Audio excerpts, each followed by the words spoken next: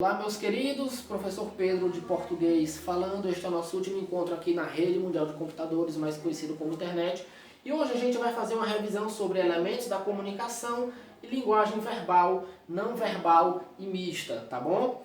Isso vai cair na nossa prova, tá? Fonemas e esse assunto aqui que a gente vai revisar hoje. Fonemas está recente, tá? Já fiz um vídeo sobre ele, sobre os dígrafos, não precisa revisão. Esse aqui foi o primeiro assunto que a gente viu no ano. Então é bom a gente dar uma revisadazinha nele, tá?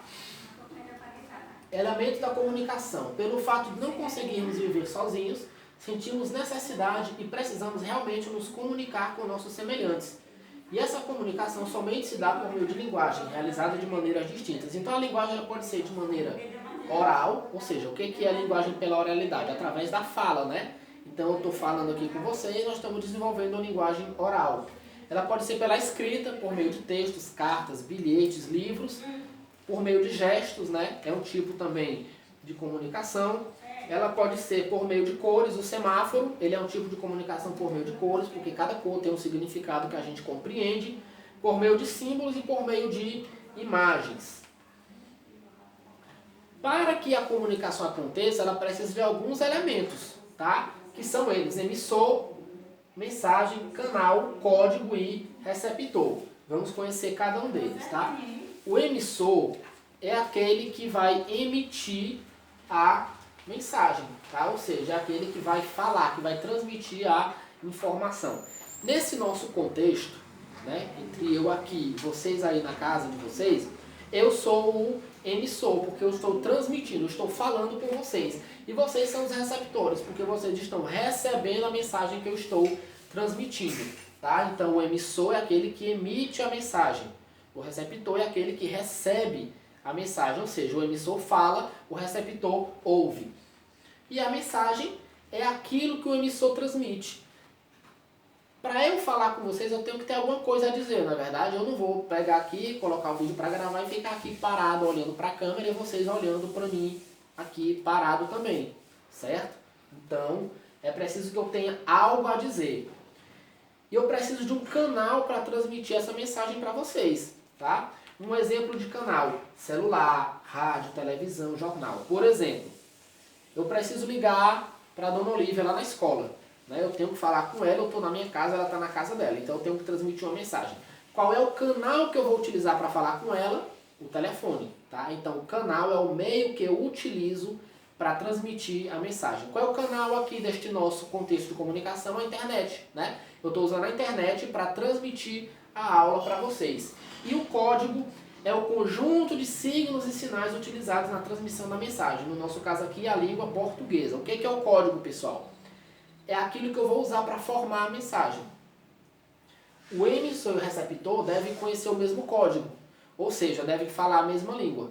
Se eu falasse alemão e eu gravasse essa aula em alemão, vocês não iriam entender nada, né? Porque acredito que ninguém aí do outro lado saiba falar alemão. Então, para que exista a comunicação, o emissor e o receptor devem conhecer o mesmo código, tá? Vai ser bem breve esse nosso vídeo, tudo isso aqui vocês têm no caderno, já expliquei também em sala de aula, certo? Tipo de linguagem, ela pode ser verbal, não verbal e mista. A linguagem verbal é aquela realizada por meio de palavras, seja através da fala, de um cartaz, de um texto, uma propaganda, um anúncio e muitos outros, tá? Então, quando eu utilizo palavras para transmitir a minha mensagem, eu estou utilizando a linguagem verbal. Quando eu não utilizo palavras, quando eu utilizo só imagens, gestos, desenhos, cores, eu estou utilizando a linguagem não verbal, tá? É a mensagem por meio de imagens, gestos, símbolos, cores, etc. E a linguagem mista é aquela que utiliza tanto a verbal quanto a não verbal. Vamos entender aqui, ó.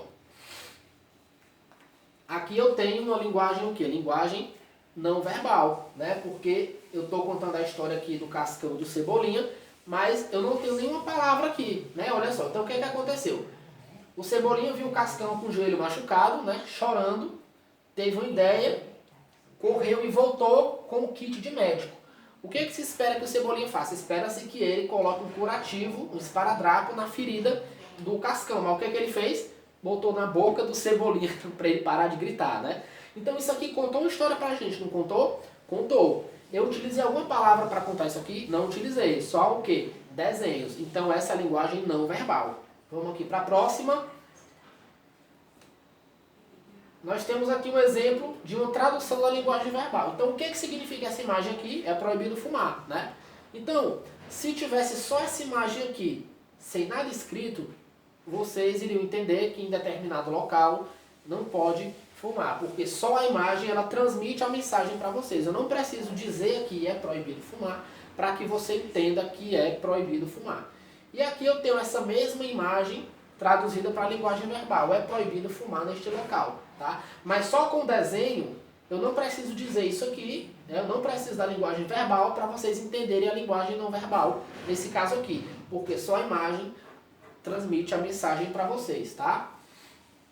Olha aqui mais exemplos, né? Aqui nós temos um exemplo de linguagem mista. É uma placa de trânsito, né? Nós temos aqui a imagem que diz que é proibido estacionar.